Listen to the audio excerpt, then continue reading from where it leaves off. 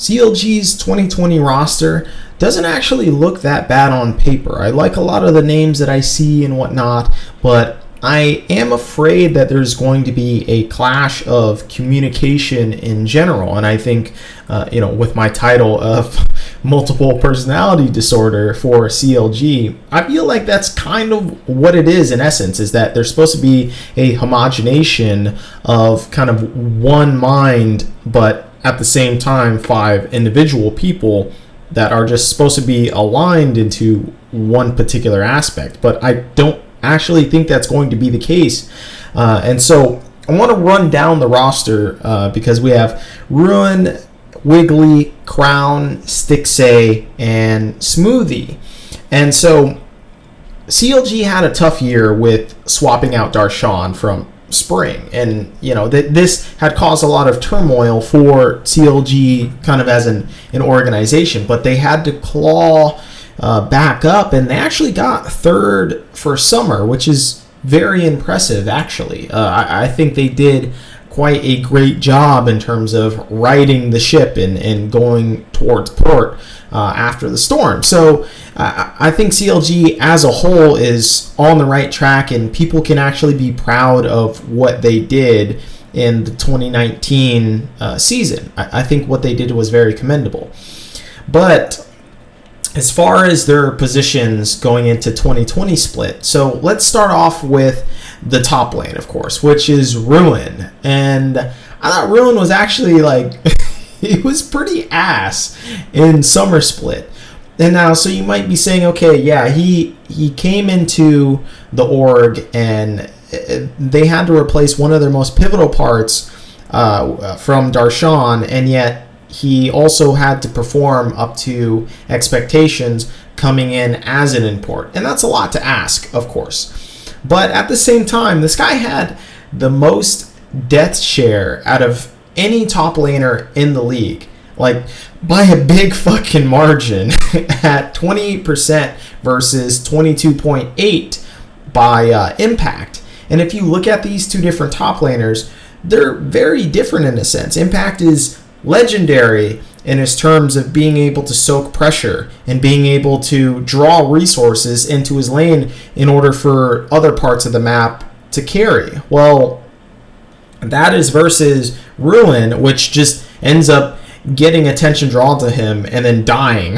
and not being able to kind of make even a decent situation into a good situation or a fantastic situation, maybe killing someone 1v2 or whatnot. So it just felt like Ruin didn't know how to deal with basically getting less jungle pressure and resources coming into the top lane as the summer split drew on.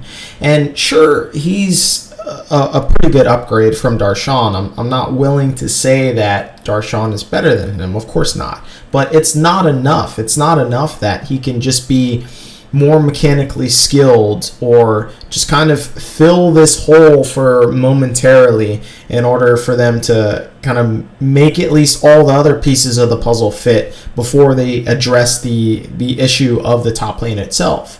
So, and you can make the argument that he got camped, but he wasn't able to soak up any damage. So I find Ruin's entire playstyle very lackluster in the sense that once he didn't get attention, he was essentially used as a punching bag from the enemy team, and that ended up oftentimes getting some wins that other teams shouldn't get against better, more competent defensive top laners. And I think going into the 2020 split, Ruin needs to show that he can absorb pressure to a good potential aspect of to where that he's not going to die. Jesus Christ, I would love to see Ruin in a lane swap meta just get completely fucking destroyed because he thinks he could maybe stay for a minion wave, or that he has enough pressure, or maybe he for some fucking reason thinks that his team is going to help him. It's I just wish I would see this guy within that particular meta because I don't think he would survive. So, going on into the jungler, Wiggly, I think he was very hyped initially, and for a good reason, right? He was a very good academy jungler, and so going into LCS, yeah, he was very hyped. And I think he's still proven that he's a good jungler. Maybe not as justified for the hype, but he still is a good prospect. He went through his rookie split, and he showed that, okay, yeah, there are some high points for him when it comes to a jungler, and that he's able to actually be a pretty decent control style jungler, and he has some parts missing. Maybe his initial shot calling wasn't on par, or that he was just being tugged around a lot. But I think a lot of initial rookie junglers have that problem itself anyways, just because they don't have the voice for that. So with Darshan missing, Wiggly needed to step up in summer, and that was pretty evident that he was able to do that. He was able to kind of say no towards players that may have wanted certain resources from him. But with Smoothie coming into this roster, I feel like he can focus more on himself, and I hope he does that. I actually hope that he becomes more silent as things go on within the game, and sort of they get past the early lane phase or early game to where then the support can take over a majority of the shot calling. And I initially feel like Smoothie's synergy itself will be good, along with Crown also combining with Wiggly as well, but I'm scared of Smoothie essentially overrunning Wiggly, of being too commanding or too demanding of resources, and so therefore taking away agency from Wiggly. I hope he's able to combat this, but I feel like it's more of an unlikely situation given that Wiggly is still early on within his career. So it just feels like a disconnect in terms of personalities when it comes to this. But hopefully during the offseason, this team can kind of work together and kind of coalesce into a good communication system. But not very hopeful given as we run down the rest of the roster with Crown. Now, Crown is a great upgrade from PoE, without a doubt. I think mechanically he's better. He has harder carry potential. He's just overall a better player when it comes to the micro aspect of the game. And I talked about this in previous videos of my problem with PoE is he's not willing to take the reins of being a true carry. He's not willing to put his name on the line essentially and ask for a vast amount of resources, both in the draft phase, especially in the draft phase, and then also in gameplay aspects in order to try and carry the game. I just don't think he does that efficiently, because he's always willing to try and use his little pocket picks in order to make a safe lane in which he's not going to lose, but that doesn't necessarily mean he's going to win the lane either.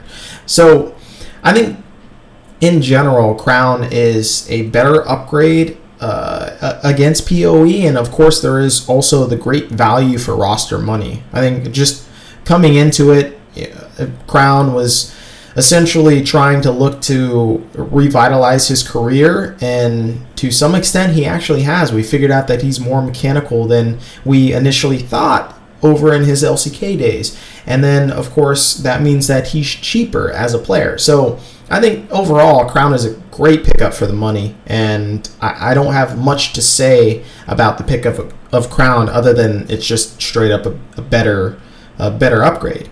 Now for the pot lane with Stixay and Smoothie, this should be an okay lane. I mean, so Smoothie was traded for Biofrost, apparently as just a straight up trade from TSM.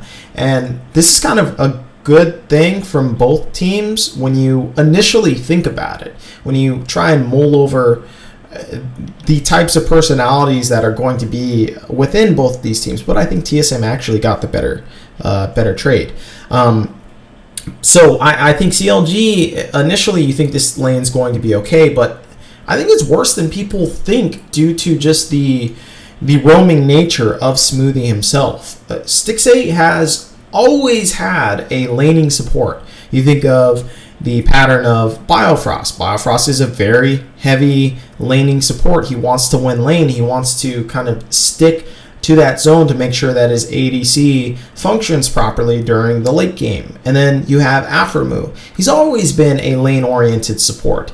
And sure, during the later parts of the game, he's able to initiate and kind of shot call and dictate things, but for the most part, he's just been a laning support. And so when you pair Stixxay and Smoothie together, which Smoothie is a roaming support, and I think Stixxay actually does his job well. I'm not trying to fault him at all in terms of his gameplay, but this support is entirely different. So this will be, I think, Stixxay's initial first roadblock when it comes to adapting his style to the terms of the actual support.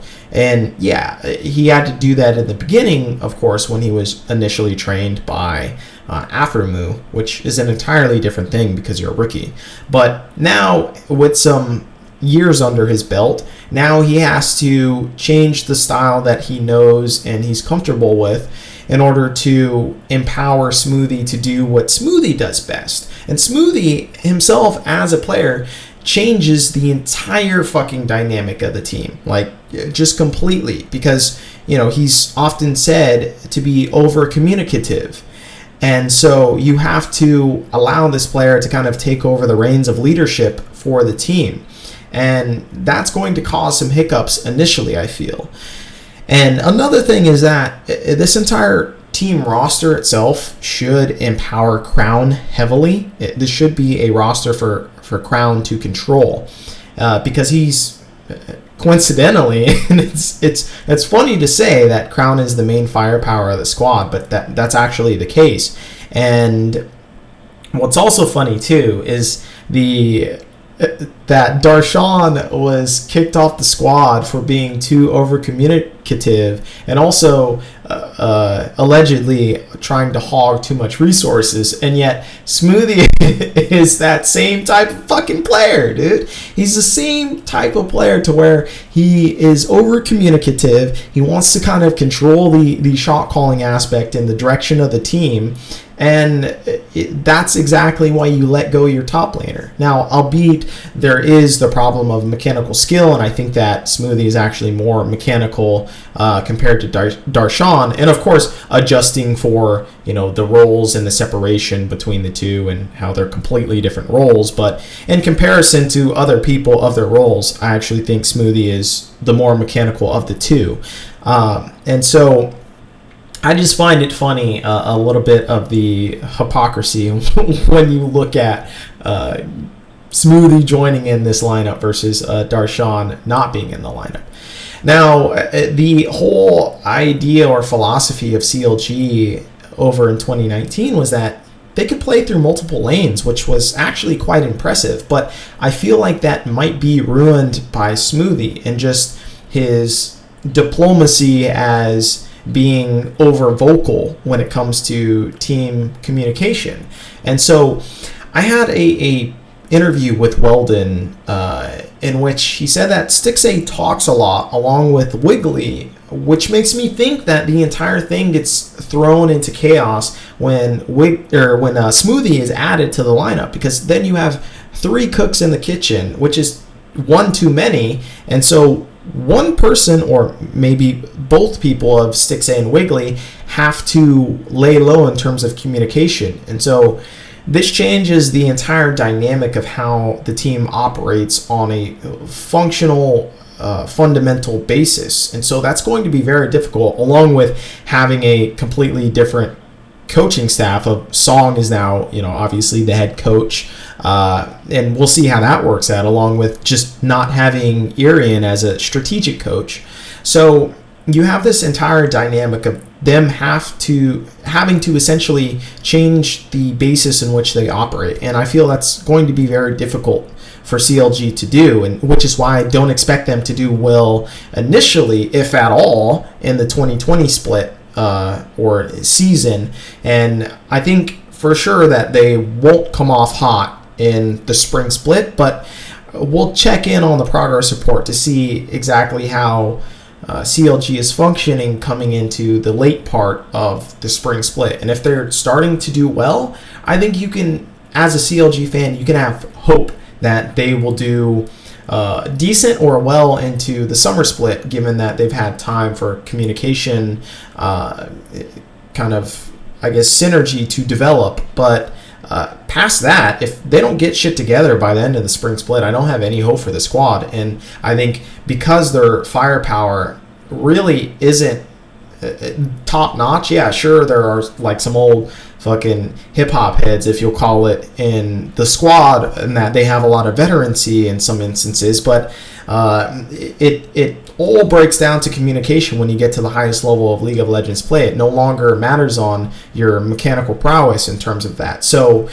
I think, in essence, if this team is able to get it together, we'll definitely see it later on in the spring split. But past that, I throw up a lot of big red flags, and I actually think overall there's just too much for this team to overcome in terms of the communication aspect and just the history of these players having communication types of issues, especially with Smoothie. And so I just think it's too much to ask for. There's too many personalities within the room, and that's going to cause a lot of complications. And I just think it's too many cooks in the kitchen, and you're expecting these personalities to subside themselves over what they truly are. And that's a very big ask to do coming into the 2020 split.